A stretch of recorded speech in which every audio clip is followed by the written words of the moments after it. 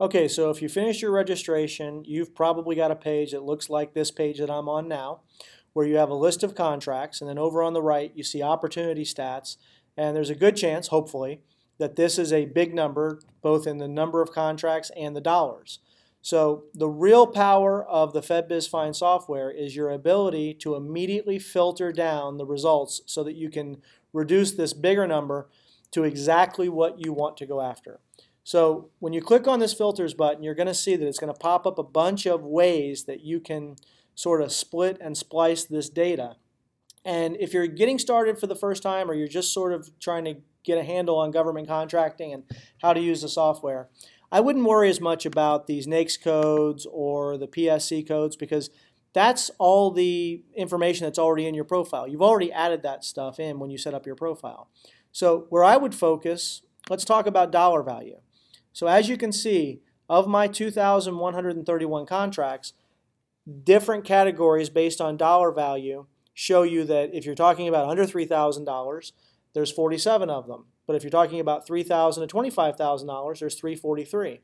So my first suggestion is to look at these dollar amounts and see which one makes the most sense for you right now in terms of what you think you are ready to pursue. Now, if you wonder why the dollars are sort of segmented the way they are, just hover over the little question mark. There's a reason for it. So as an example, anything under $3,000 is a micro purchase. So the reason that's important is because that's just a credit card purchase that never gets advertised anywhere. So the only way you're going to know about those opportunities is if you have a software like FedBizFind. So if you're curious about how these dollar amounts are broken up, just hover any of these question marks and it'll explain that for you. So let's go ahead and say that we want to look at contracts between $3,000 and $25,000. That seems to make the most sense for what we want to do. Now that the system has engaged that filter or added that filter, you can see that here's my 2,131 contracts. Here is the 343 contracts that meet this criteria of $3,000 to $25,000. So now I'm down from 641 million to 3.8 million. So let's look at some of these other filters. Let's look at, as an example, projected bid deadline. Why is this important? Well, are you ready to go after contracts right now? Are you sort of trying to get everything together, but you'll be ready next month? Is this something that you want to plan as something for 2 quarters from now? You're able to further refine the data. And keep in mind, these filters are and filters. So if I add the filter for 30 to 90 days, what you're going to see is now my filter contracts go to 112, because this means all of the contracts in the system that are going to be coming up for bid in the next 30 to 90 days and between $3,000 and $25,000. So as you can see, you can get pretty granular with this, and you can really refine this contract number down to something that's very, very workable and is exactly what you're looking for. So let's say I'm looking for contracts between $3,000 and $25,000 that are coming up in the next 30 to 90 days. And the next thing that I want to do is I want to, on my filters, I want to look at how many offers were received. Most people don't even realize this is available information.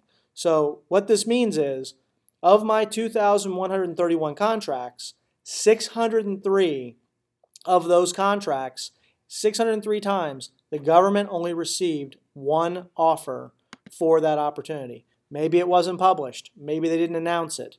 For whatever reason, the government only received one offer a lot of the time. So now you see the filters drop to 60 contracts for $648,000. And just for the last filter, let's go ahead and say I want to see contracts that went to companies that have between 6 and 10 employees. Now keep in mind, I've got 4 filters now. So the more filters you add, the lower that number gets. So you might hit 0 eventually because you're putting on so many filters that it's too refined. But in this case, it's perfect. 7 contracts, $89,000. So what you just saw was with 4 clicks, I just reduced 2,131 contracts for $641 million down to 7 contracts for $89,000. All I got to do is click outside the filters. Here are those contracts. Every one of these contracts meets exactly the filters that I'm looking for. You can see the dollar amounts are all between $3,000 and $25,000. And if you click through any of the contracts and you have purchased the software, you will see all the points of contact that you need for that contract, plus all of the details about that contract at your fingertips. So this is obviously the most powerful, easiest to use system in the government contracting market, and it is your advantage to find, compete for, and win government contracts immediately.